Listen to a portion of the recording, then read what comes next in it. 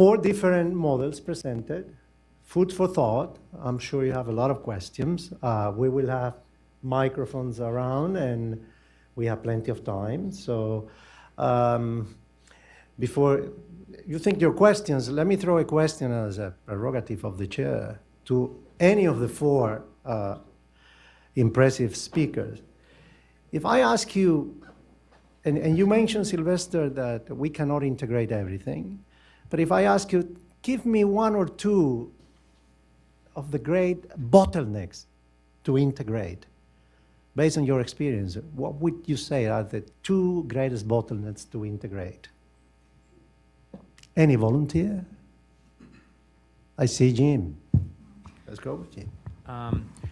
Well, I think that one theme that we sort of see, and that's, I sort of was listing off all the interventions, right? And so you can see that a lot of them have nothing to do with chronic care, right? Or in our conventional notion of it. There's other kinds of, there's acute care, there's surgical interventions, there's lots of other kinds of perspectives on intervention properties. But just from the perspective of sort of longitudinal care with medication being the primary intervention, the most obvious thing is sort of a transformation in our thinking to a strategy for chronic care integration, basically. And that's a bottleneck. It's a bottleneck, I would say, at WHO. It's a bottleneck in ministries in terms of their structure. Operationally, having units that have that kind of perspective, basically chronic care coordination and integration across those different kinds of categories that I was listing, from rehabilitation services to mental health, infectious and non-infectious chronic care, and how that specialization, the logic of specialization changes depending on which facility that you're in. I think there's an opportunity at WHO right now with reform that within the UHC kind of group that you could argue for breaking down that wall between the disease-specific focus and having a unit on chronic care integration. I think that in ministries they face the same problem, because from operationally there is no chronic care integration unit, and that's probably the right unit of planning. I don't think that NCD plans make any sense. I think that we need to have some kind of operational clarity. Yeah, for me, from experience, it's really the finances. Our HIV is very nicely funded. Anything you want to integrate with that doesn't come with money, staffing, and so on, will not work. I mean, it's going to just parasitize what is existing. But if we have, as universal healthcare, as Jean mentioned, UHC comes in, it probably is the right time when the indigenous government has responsibility for everything. But most of the donors, as I showed you towards the end, they they partly create the silo because they want to fund this or the other one. I was going to say the same thing. Yeah. So I was going to say the same thing, but just to build on that, I don't actually think, I think that the administrative silos follow the funding. I don't think that there's resistance in the ministries of health with which we've partnered to the idea of integrated chronic care. But right now, the person running the NCD department has a budget of like 10 cents, and the team running the HIV department has a budget of $10 million. There's not much integration that can happen. And so I think without funding for these other chronic diseases, even with the best of will and the best science, there's just not going to happen. Finance, silos, and territoriality. I don't want you to use my money because it's my HIV money. So that's where is the global fund? Let's open for comments and discussion. So I'm Emily Belding from NIH, NIAID. Can the panel just comment? It's my understanding that PEPFAR, which was designed to be a silo, right, feels now like in some places it kind of lost efficiency with enhancing testing in leaving men behind in particular because of the stigma associated with getting PEPFAR-funded services. And they actually made gains when they made it part of a chronic disease package, like get screened for diabetes, blood pressure, and then they slipped in the HIV test. So, I mean, that's my understanding. But so is it possible that sometimes the I mean, you could actually, with HIV, make a greater, enhance HIV services specifically by the bundle with NCDs. Do you have experience with that, or can you speak to that, or am I totally wrong with my recollection of what happened with PEPFAR? So I think what you're referring to are testing campaigns. And so like Diane Havlier at UCSF has, with her partners in Uganda and other countries, have done nice work to show that HIV testing uptake can be higher if it's combined, as you say, with testing and screening for other illnesses, whether they're NCDs or not. I think similarly, and so I blush to say this sitting next to Sylvester, but I know that in Western Kenya, some of the approaches to finding men with HIV have taken that integrated screening approach. But I also know that in Diane's study, the follow-through for NCDs was kind of pitiful because there was no treatment for it. Like you could be referred, but the drugs aren't free, the tests aren't free, the transportation isn't free. There's no, peer educators. So I think that the strategy, as Jean highlighted, is a very successful one to say we're going, that there are benefits even to HIV programs to integrate. But if there's no funding for prevention, care, and treatment for the other illnesses, the screening piece doesn't really work. I just want to add that, when specifically say that PEPFAR saved lives. PEPFAR created infrastructure. The problem now is not what the mistake PEPFAR did. It's the mistake the others are not coming to the table to support the rest of the diseases. That's my view. Jim? Just this issue about the funding, I think, is obviously really important. I think that one issue is just if we take the reality that in the poorest countries they just don't have the domestic resources. I mean, it was asked, Rwanda, does it have a great health system? I mean, how could it possibly have a great health system at like $70 per capita? I mean, that's ridiculous. So there need to be more external resources. I wonder if part of the issue is sort of pushing for diabetes, hypertension, type 2 diabetes, hypertension, which are not as obviously, sort of part of global responsibility, primarily on the basis of age, and partly on the basis of, socioeconomic distribution. And what I'm pointing out is that in sort of chronic, in the process of chronic care integration, there's an opportunity to deal with more severe disease affecting children, and making a pitch initially for global solidarity around that, and kind of disaggregating it and saying, effectively there are these things that are that are part of global health on the same basis. So I worry that we do a disservice to those issues potentially by lumping them together.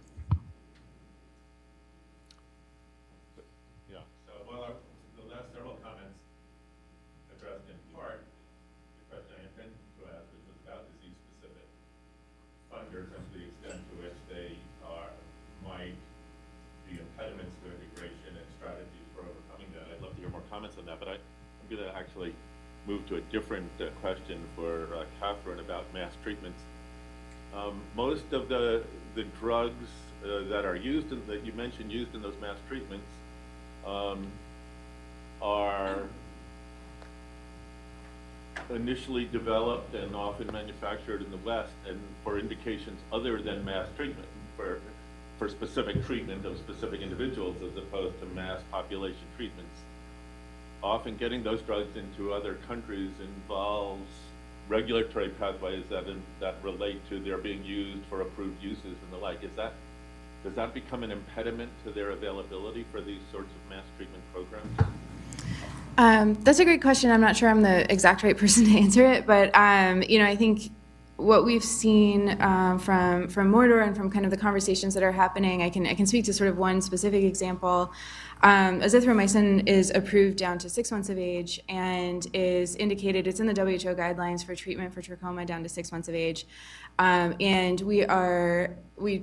the Mordor study, we treat down to 1 month of age. And so there are, that essentially that 1 to 6 month age group is a consideration now, what's going to happen in terms of the WHO guidelines, which will facilitate the entry of the drug for, the younger age groups and that sort of thing. And I know that that's a conversation that the programs are having. As an academic trialist, I only know what it's like to try to get drugs into countries for studies. But yeah, it's a good point. Rachel? Yeah, thank you. One comment and then a question for Catherine. And the comment is just to sort of, I think, echo what was mentioned earlier by Tolu and I think by Silvestre is just, thinking a little bit more clearly about what is the objective, towards what end. And there are multiple objectives that could be achieved. I mean, I think the question over here raised it, is it better patient outcomes? Is it saving money? Is it financial risk protection, expanding services? I mean, and we're not going to get everything, all of those things. So, which of it with which action? So to the question for Catherine, and I had been thinking about the example that you raised. I was delighted that you gave us the data here, because some of my colleagues are implementing a lot of the initiatives for NTD. So at RTI, we have AID's big NTD implementation program, and they're asking me, what might we be able to do together, bringing some NCD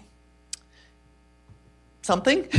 So that's what I've been thinking about. What should that something be? So one question I've had, and we're starting to talk about, is, as MDA becomes less of an effective mechanism as the burden declines and you've been able to achieve sort of disease reservoirs in smaller and smaller areas, it would seem as though, of course, the drug administration would happen more within the health system, and this is what you were pointing to.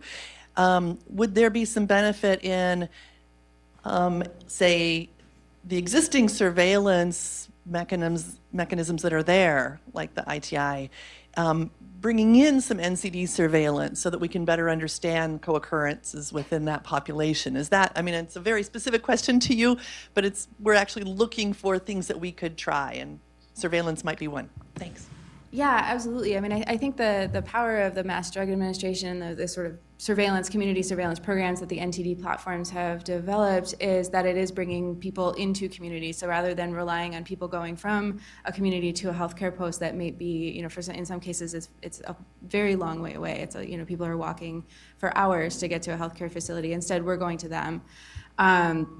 I think that sort of a platform could potentially be quite powerful. I think one question that I have, and I don't know the answer to it because I really, in terms of silos, I'm not really housed in a chronic disease, world. But what do you do when you're screening? If you go and do screening and you're finding cases, you're finding patients who need care, and how do you refer them in a system where they may not be able to get that care for free. I know I work a lot in Burkina Faso, and for example, care for children under 5 is free, so it's one thing to do screening for malnutrition, for example, and refer the child to a health facility where they will get care, but that's not the case for people who are over 5 or who are not pregnant. So it's really a question I have is how do you marry together kind of the using a platform like this for screening and for understanding epidemiology, but also taking care of people. I'm not sure the answer to that. Here. Yeah, Patty Garcia. So first, I just want to say very shortly regarding the entrance of drugs in countries, okay, from my experience as a minister. So most of the countries, we have fast tracks for the entrance of medications that are associated with public health. So if there is a good coordination with ministers of health, especially also if there is some relation with guidelines related to WHO or PAH or whatever, I mean, there are fast tracks for that. So that shouldn't be a problem at all, okay? So that's one. So my question has to do, I mean, I have lots of questions on lots of things, but I want to use the opportunity that I will have later in the afternoon to give you some of my ideas regarding integration. But one of the things that I would like to hear is about the mass treatment. And there are 2 questions that I have regarding that. One has to do with the frequency, okay? How often do we need to do that? Because that, it's, I mean, from the point of view of a policymaker, if you want, I mean, you want to know how much, how many times you have to do it. And so that's one. But the second thing has to do with the things that we have been discussing yesterday. So the effect of antibiotics on the microbiota. It's not only antibiotic resistance, but it's also, I mean, what is going to, I mean, are there any changes? Is anybody studying that? What can we expect later on? I mean, are there any plans to follow up and see what are we doing? Because it seems that every time that we have an intervention, we're changing the whole ecosystem. And then we are having responses that we were not expecting, or at best adverse effects that we were not expecting. Absolutely. So in terms of frequency, I think if I understand your question correctly, that's how long, is it how many times per year are we visiting, or for how many years, or is it both? Well, it's how many times. So now, what I'm asking is if there is a plan of having some type of follow-up that can allow us to answer other questions. So one question is, how frequently do we need to give it? Are we doing more harm than good? And if we are relating this with microbiota that we heard yesterday. Absolutely. So there is a sort of long-term open label extension of Mortar going on now in Niger. The communities are going into their 4th year of surveillance now, which isn't that long in terms of timelines, but it is, we are continually following these communities. So in terms of kind of length of treatment and surveillance and that sort of thing, we are doing that with these communities, and we're collecting a number of samples from children, both rectal swabs and nasopharyngeal swabs, to look for resistance and microbiome changes as well. There are other studies that are going to be looking at different frequency, like different dosing strategies, for example, annual versus quarterly type treatment, that sort of thing. And to answer the microbiome question, I mean, it's a very good point, and we do see changes in the microbiome and the intestinal microbiome in children who've gotten azithromycin compared to placebo in the short term. So the studies that have been done have looked at children 5 days after treatment or so, and you do see a disturbance in the microbiome. So you see a change in the composition as well as a decrease in diversity. We've looked at the community microbiome as well, and we see changes there as well, a little bit longer term, although they're not quite as pronounced as in the individual children in the short term. We currently have studies undergoing where we're sampling children more frequently, and so we'll kind of get a better sense of longitudinal changes and how long it takes the microbiome to return kind of to its normal, or if it returns to its normal in a longer time scale. I think some of the questions that remain unanswered, and I don't know exactly what the kind of the longer term plans are sort of what does this mean in terms of longer out for these children in terms of their life course, and how does a change in the microbiome kind of from a distribution like this, how does it affect them long term? I think that these children on average receive far fewer courses of antibiotics than children, for example, in the United States do. But I don't know, kind of what that means in terms of long-term and in terms of surveillance. But there are a lot of studies that are ongoing now, and evidence is starting to come out about what those changes look like. But it definitely is, it's something we're aware of and paying attention to, and I think the community is very, very interested in, is what are the implications of azithromycin for microbiome. Let me go back to the question of finances, because this was raised as one of the main bottlenecks and strategy for chronic care. And let me provoke. In one side, people might say, well, it is the ultimate responsibility of the government to put the money to take care of the people. On the other side, people might say, why do we want to live out of donors? And we can understand the situation in Africa, but middle-income region like Asia and Latin America, the donors are going away.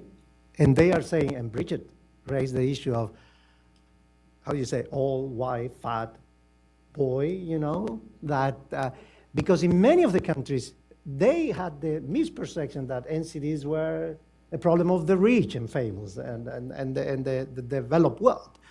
Now it's not, we know it's not. And how can we address this conundrum of it is a responsibility of the government? And ministers are saying, and Patty, for those who don't know, Patty Garcia was a former minister of Peru, she might have to say, the government pays for the health workers' salaries. The government pays for the infrastructure. So they put a lot of money that sometimes we don't take into account. And on the other hand, donors, and you mentioned mistakes, it wouldn't be nice, and the Global Fund sits in the forum of microbial threats, it wouldn't be nice to see if the Global Fund, because in Latin America and in Asia, many countries are waiting. And the risk of the Global Fund becoming a donor only for the 3 diseases in Africa is there. So it wouldn't be nice to pick and evolve. The donors had a thorough discussion about you know, the Global Fund has done a great job, PEPFAR has done a great job. We evolve and see this issue of NCD, try to help countries with a token of a little bit of funding to push for integration and synergies based on the lessons learned of both. Any thoughts from the panel? I mean, I think as you say, I mean, there are just some countries that just don't, that, you know, that you can't squeeze them anymore. They just don't have the resources. I think in some ways, you know, my concern would be, and I don't know how to think about this exactly, but if you maintain sort of current levels of development financing and its architecture, if we say the countries are graduating from that because they're going to middle income status, is there a risk that if we maintain the current disease focus, that'll implicitly lead to a decline in development assistance, right? Whereas if we reframe the financing, that what you really care about, what you care about are high equity, highly cost-effective interventions for the poorest people in the world. That's what development assistance is for. Then it leads to you basically have to broaden the mandate to to spend that money, right? Because you're not you're in a way, right? Because a lot of the TB and HIV is going to be in other populations, and malaria may decline. So I think that we need a restructuring of development assistance towards a focus on the world's poorest people rather than diseases if we don't want development assistance to decline. Or what I think is also kind of inequitable, that we end up broadening the remit, but we sort of spread that pie into middle income countries, which I'm not sure is really the right thing to do, given what you say, that there may be, particularly in upper middle income and better off lower middle income countries, the domestic resources. Great point, Sylvester. Yeah, I think what you say is the local governments need to put some of the money in. And it's the issue of managing those resources. In fact, when I sit in certain counties and look at their budgets are bigger than what we were bringing in from PEPFAR. But the problem most of the time is the management of those resources, the corruption, the priorities that are not quite right. That if we brought that, then it will add something to the table.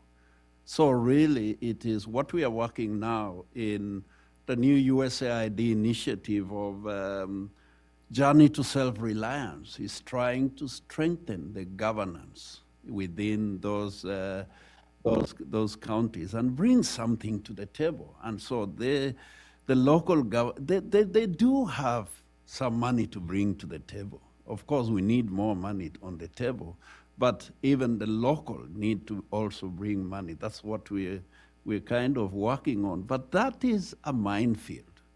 You're entering into politics. In one county where I work, we did a revolving fund pharmacy, and the poor people were buying. And suddenly, the government pharmacy was empty. The AMPAT pharmacy was full.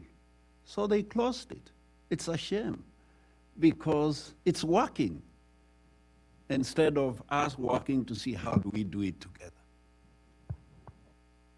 Thank you. Patty, can I put you in the spot as former ministers? And what is the thinking as from a middle-income country? Sylvester comes from a low-income country, so based on your experience. Well, one of the Lower things middle, is, yeah. I mean, I completely agree that what we have to do is we have to do a big change in all our minds, in at least three different aspects. So number one is something that we have been talking, okay? But barely. I think it came from that table, is I think we need to empower the community, okay? And we have not talked about that enough. Okay, so empowerment of the community is one of the things, and that means information, tools, I mean, all the stuff. So that's one of the issues. The second issue is I think we need to stop, and I'm talking about the funding agencies, we need to stop the paternalistic view in front of the countries and this view of disease-centered responses, okay? And so I think we need to change it into people-centered responses. And then we ignore all the issues of integration. So one of the things with HIV, and I'm sorry, I'm going to be very, very critical, is that, and I can say this because when I train at the University of, I train in Peru as a physician, and then I went to the University of Washington. I never dreamed about coming to the US, really. I did it because of a personal issue, but the thing is that I trained at the University of Washington at the time that there was the AIDS epidemic, et cetera. And when I came back to Peru, because I always wanted to come to Peru, I had the opportunity of starting working at the HIV program together with other two people that trained at the University of Washington. And the first thing is that, and this was a new thing, the first thing is that USAID came and said like, well, yes, we have money. The country didn't have money. This was a new thing. You have to create something in parallel from the Ministry of Health. And we completely opposed to that. And we decided to do everything within the Ministry of Health. And we do not have, in Peru, we do not have HIV clinics. We have health centers, okay? We have the whole structure of posts, health centers, middle hospitals, etc. And the system works within. But what has happened is that I think we did it wrong in other parts. I mean, we were speaking English, and we came from the University of Washington, and we were very empowered to really deal with this issue, and we created a system that was different. But I think in Africa, what has happened is that we have created parallel systems, okay? And it was much easier, and I agree completely with you, because our countries are full of poor management that nobody wants to call with the right name, which is corruption. Okay? And corruption is a big issue, but I think we need to address also corruption.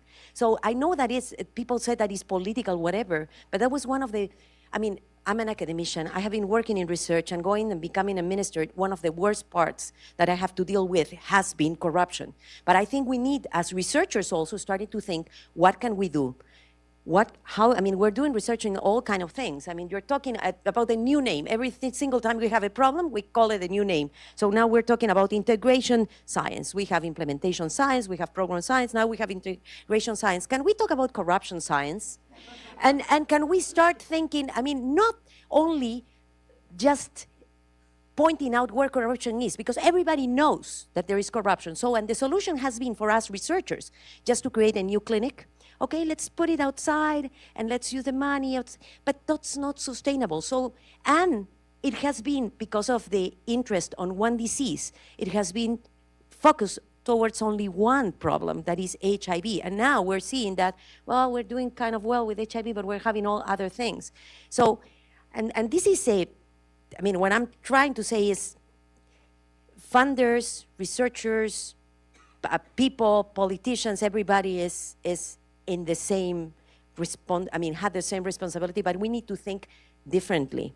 And we need to think, instead of disease funding, start to think about centering things in the person. And when we do that, we have the integration by itself.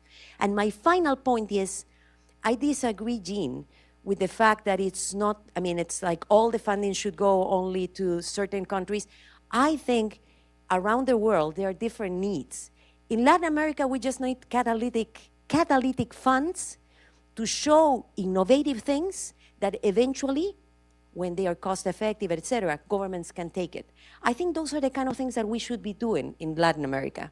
Probably in Africa, there is a need of more resources, but my pledge is to try to work more closely with governments, and let's try to create some type of corruption science and start working on that. Thank you, Patty.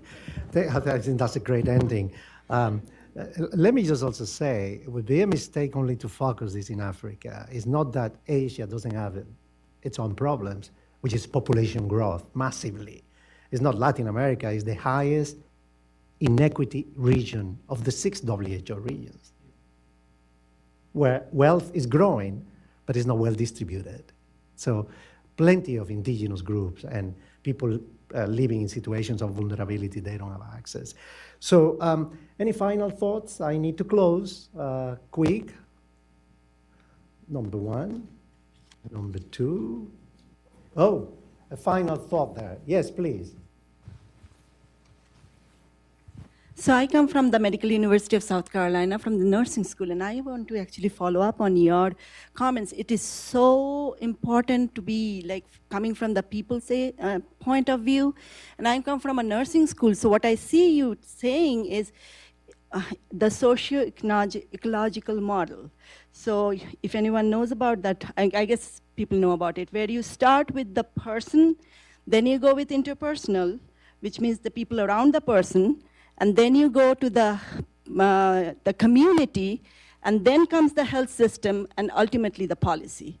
I think we sort of go the other way around, and that's why all of this comes into play. Thank you. I will not try to summarize, but so few words. I mean, the panel shows that there is evidence, some evidence that we can work with. The panel shows that we need to work with governments and also with other stakeholders, academia, civil society, and so on. There are bottlenecks. Two were mentioned mainly, but several others. But the issue of finance it's really an issue that countries in the lower income part are struggling with, and middle income countries, and probably related to the comments of Patty, issue of corruption, inequities. So I'm going to end with the words of Tulu. Yeah, it's a complex issue. Yeah, we need to try to make it simple so people buy in, but it's a complex issue. With that, I think we all deserve a great lunch. No? Thank you for your attention, and a round of applause for that.